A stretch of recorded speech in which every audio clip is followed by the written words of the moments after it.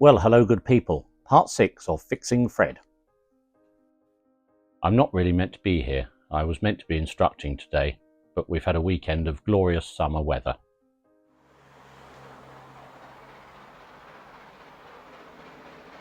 There was steam on the main line as far as Plymouth yesterday, and the plan of course was to chase the train with the Aeroplane, but the wind put pay to that.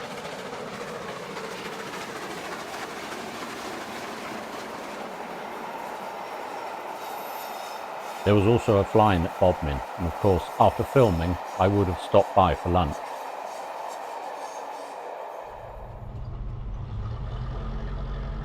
By midday the wind was 20 knots gusting 34, totally unsuitable to even open the shed doors for the Aeroplane, but of course I've got the Vauxhall.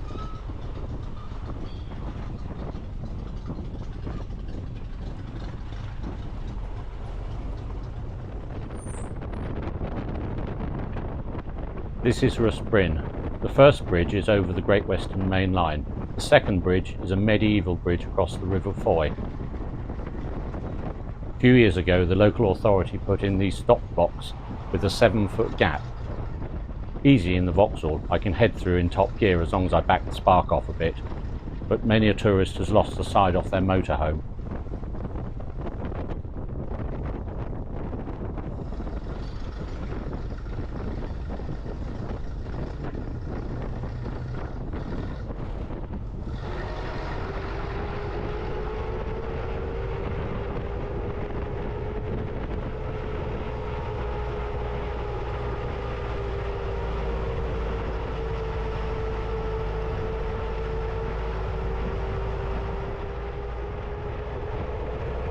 It was sheltered down in the valley, but look at that beech tree ahead.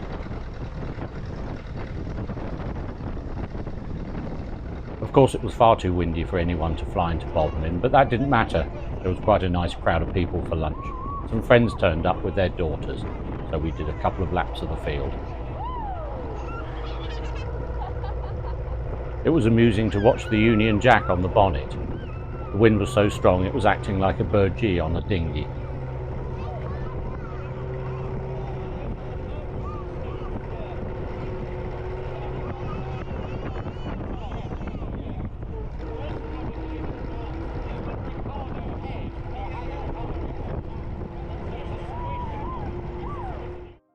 So the plan for this afternoon is to look at the cylinder heads, but before we do that, let's go next door.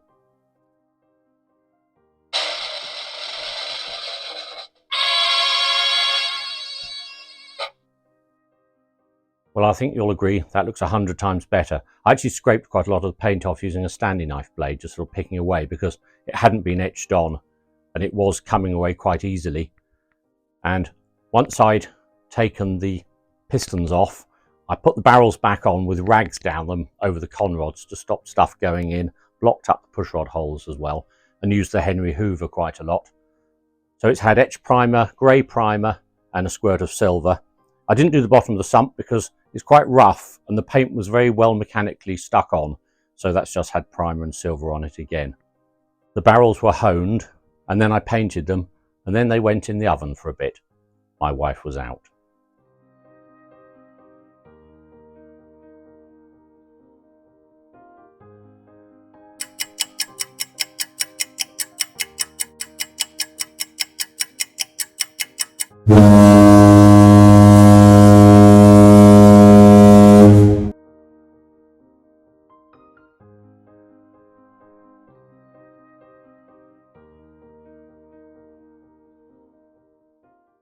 I bought a box full of goodies from VW Heritage, including 8 new pushrod tubes. This is one of the old ones. It's about the best of them. They're all a bit corroded. They've been sitting around for a long time. You can use them again. There's a note in the Tom Wilson book that says you've got to gently pull on the ribbed end to make it bigger. Sounds rather like instructions on a packet of 3. Anyway, it's just not worth bothering because £30 for a new set, including seals. I've given it a squirt of paint. I'll put a bit of silver on it. If you're wondering about the stick, it's willow. There's tons of it growing down the track. So I can paint it on a willow stick, and then when it's dry, obviously the stick goes on the bonfire pile. Or Greta Thunberg would even like that. The only thing I haven't done yet on here that I want to is put some sealant around the bottom of the barrels where they meet the crankcase. I had a bit of a practice run, and using a smaller brush than this, with the barrel withdrawn about an inch, I can very easily put sealant all the way around. I did a little dummy run yesterday. So that's what I'm going to do, because at the moment with the honed bores, there's quite a lot of the grip from the piston rings on the barrels, and it tends to, if you turn the crankshaft, it tends to push the barrels on and off. So rather than lots of messing around and keep squidging the sealant out and then moving the barrel away, I'm going to put the crankshaft at about half position, so all the pistons are at the same distance up the bore or thereabouts, and then just withdraw each barrel an inch or so, put the sealant on, push the barrels back on, and then the heads can go straight back on. Fred's engine ran well enough, and there was a bit of debate as to whether it was worth removing the barrels or not, and I wanted to, and I'm glad I did, because of course they were very shiny and needed a hone, etc. And it was also an easy way of sorting out the ropey paint. I also have a bit of a fixation about valves, and although I've got no evidence to suggest any of these valves have any form of leak, whilst the heads are on the bench, I think it would be very remiss not to remove the valves, all of them. Obviously the exhaust valves are the ones that really take the beating. Their inlet valves don't really do a great deal of work because they never get hot. They take a nice fresh charge over them, a cool charge every time. The poor old exhaust valve gets blasted with hot gases, and I think it's the weakest link in any piston engine really. So for very little extra effort, as the heads are already on the bench, I'm going to pull all the valves out, inspect them and lap them in. It's probably a sort of wasted effort, but I don't want to take the engine apart twice, so whilst they're here, they might as well come apart. I've got Grandpa's valve lifter here. It fits, but it interferes with the head, so there's no way of compressing the spring. Of course, it worked perfectly well on his Austin 7. I had a look on the internet, and of course one can buy a valve compressing tool for the VW, and it's basically a tray with a bar along here and an arm that squashes down, and the underside of the tray holds the valves up so they don't go down when you squash the spring, so you can pop the collets out. And then I had a bit of a think, because of course I have a similar thing for the Aeroplane.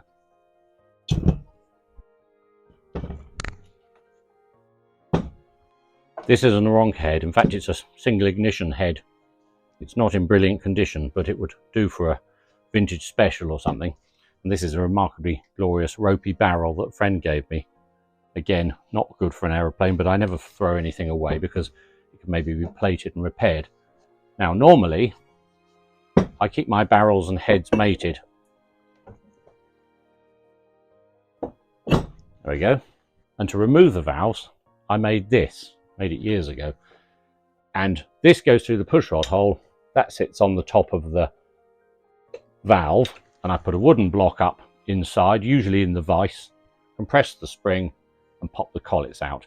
So I think I can adapt my Aeroplane valve spring compressor to do the VW heads. I've cut a wooden block and fired a bevel on it there because the valves in the VW are not parallel with the face of the head. So that can go in there, and if I put the whole job down on the bench, that'll stop the valves moving down when I put the compressor on. That sits quite nicely on the top of the valve. I suppose I can make a wooden baseboard and put a longer length of studding in through the baseboard and then clamp the baseboard to the bench. Or I could just drill a hole in the bench.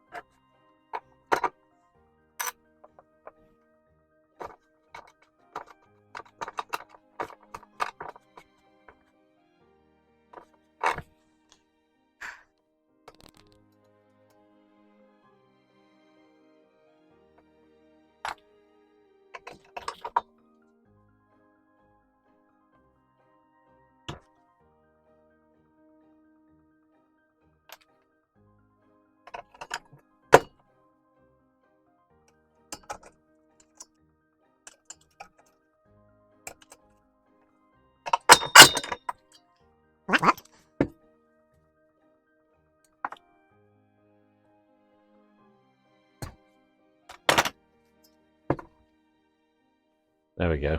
It looks like a perfectly good exhaust valve as we expected, but that doesn't matter. There's the inlet as well. Right, I'm going to give them a bit of a clean up and a lap and put them back in.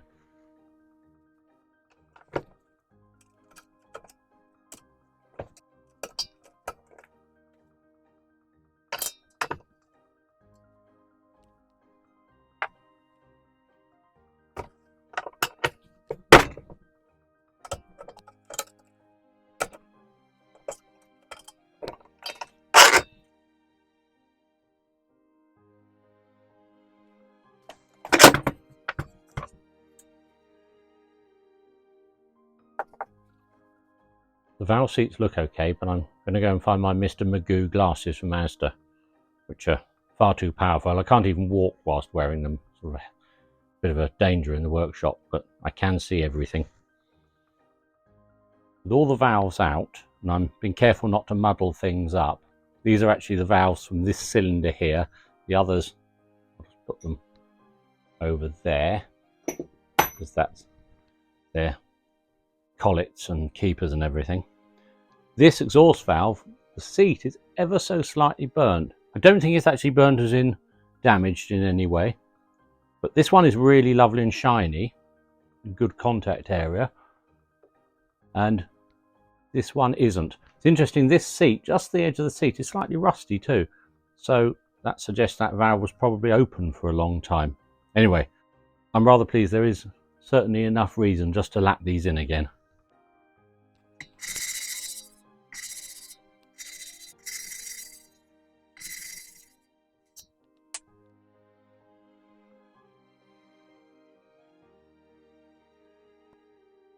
Yes, that's better.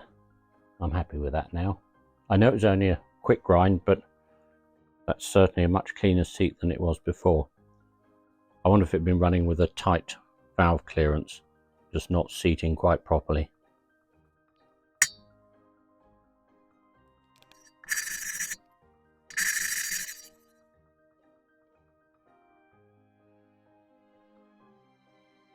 The face is nice on that valve. I wasn't really expecting anything to be wrong with the inlet valves at all. Really, just whilst things apart, I might as well lap them in for a minute. So if I hold this up, you can see the rust on that valve seat. So that's definitely worth lapping in again. The inlet seat looks fine. Of course, the exhausts are only fairly short and effectively open to atmosphere. There was no corrosion in the bores at all, but that seat's definitely rusted. So that was another good find, I think, worth taking the valve out.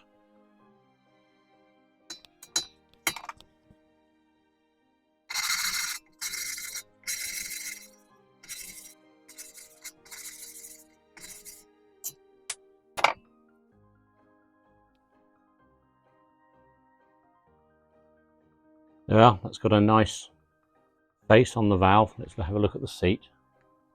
That one there.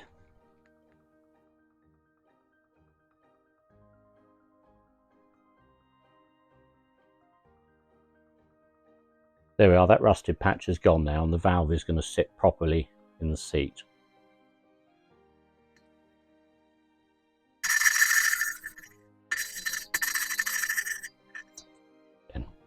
Inlet valve, not expecting anything hideous. I'll just clean the seat off again. Probably find a better piece of wood, but never mind.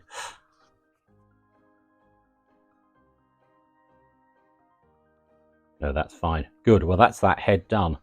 Wash it off and then put it back together.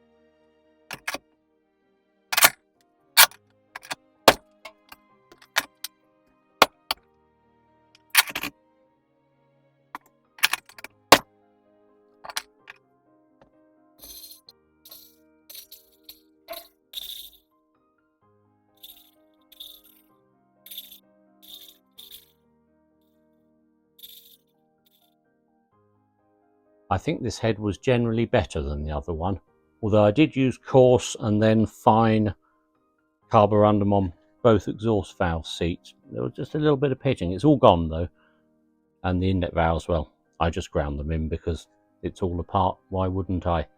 So that can have a clean, and I'll put it back together again.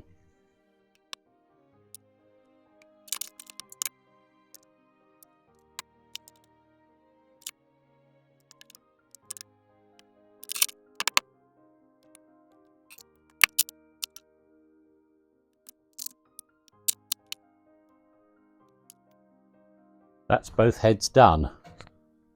1 and 4, the exhaust valves definitely needed a look at. 2 and 3, so-so. But it doesn't really matter anyway, they're all done. And the heads have been washed off. In an ideal world, I'd get them vapor blasted, but that would stick another £100 on the bill. There's no point. This is just an exercise in getting Fred going on a sensible budget. So one thing that happened a couple of times when I was messing around with the collets, I managed to drop them down the holes here. Of course, I didn't realise at the time the collet had gone missing. Where the blazes is it? And a bit of sort of logical thinking, well, it must have gone down the hole. There was nowhere else to be seen. Of course, tip the head backwards or use a magnet on a screwdriver, and they appeared. Anyway, I sort of worried for a moment that I'd lost them, but I hadn't. So the next thing is to seal the barrels and then stick the heads on. I painted the pushrod tubes this afternoon, so they're drying. I guess this is all a job for tomorrow. It's a couple of days later. I bought the cylinder heads in here yesterday, and of course they looked fine once I'd cleaned them up, until I tried them next to the engine, and then they looked awful. So I spent most of yesterday cleaning and painting, and that's the end result. I think they look a lot better. The paint wasn't bad, but cleaned off with Scotch-Brite, thinners, and then a squirt of etch prime and a squirt of silver, and they look much, much better and sort of match the rest of the engine. Before I tighten anything up, of course, I've got to wrestle the 4 pushrod tubes in as well. I've already put sealant round the back here, so just bear with me whilst, yet again, I make an idiot of myself.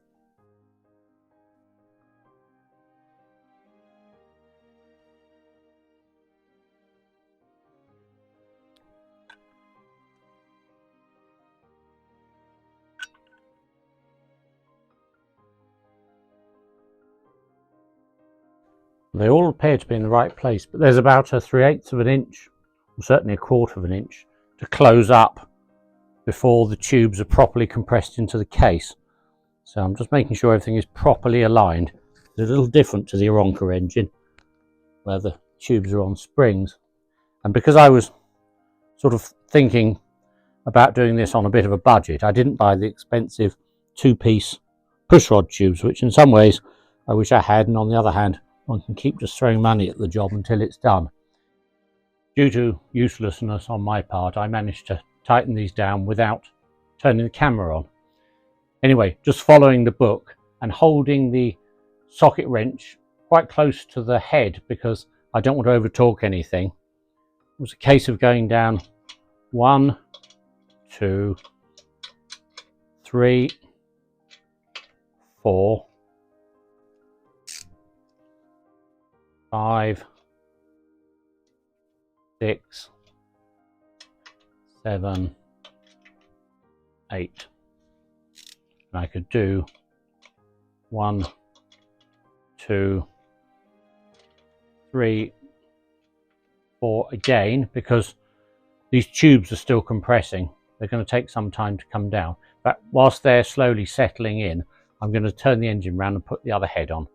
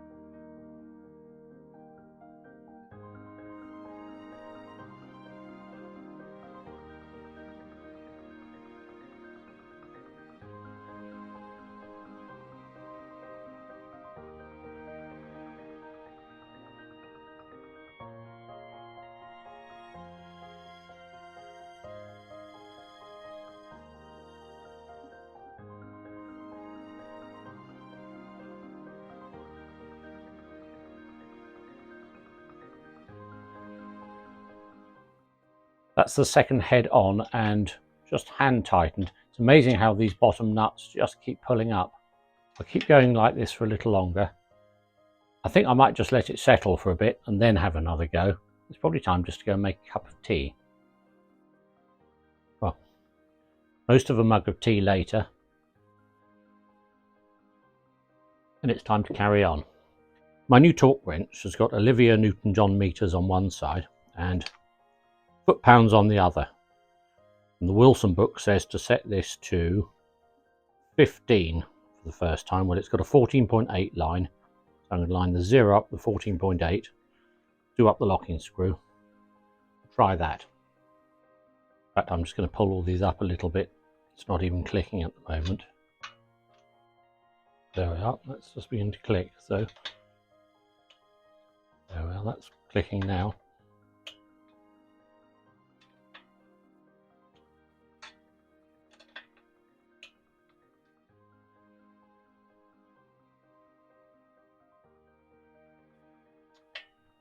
They're not clicking yet.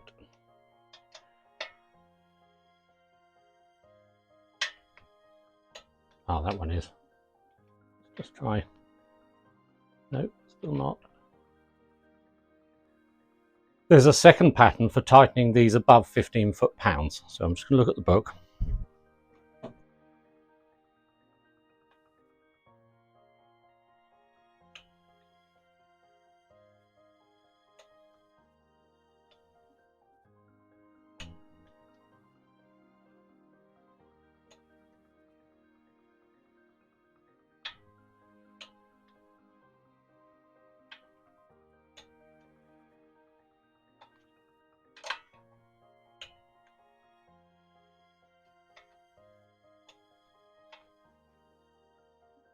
Right, time to do the other side.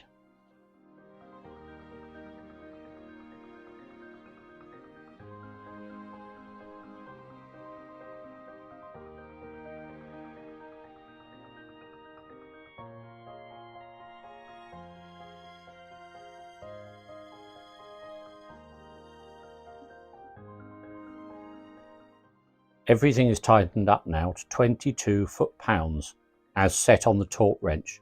The book figure is 23, but there's often a 5% error on torque wrenches from what I've read on the wonderful internet, so it must be correct, of course.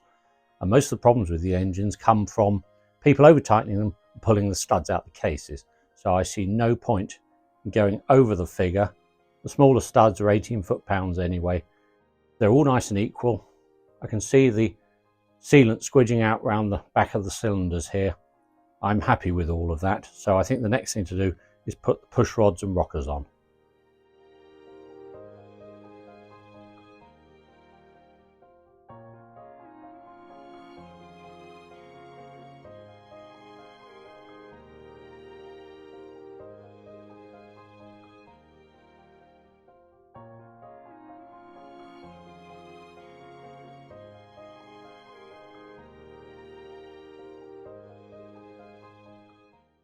I think that's the motor pretty much done for today. I put the inlet manifold on just to prove to myself it still fits, which it does, so everything must be in about the right place. Obviously it needs a repaint.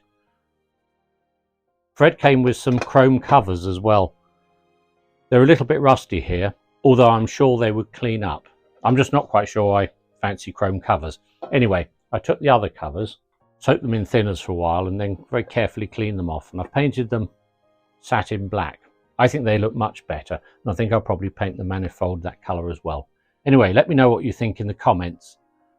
I wasn't intending to do this much work on Fred's engine, of course, but finding the two exhaust valves here that needed a grind, and certainly needing to hone the bores, there was little choice, and it certainly looks 100 times better. It can stay on the bench for now.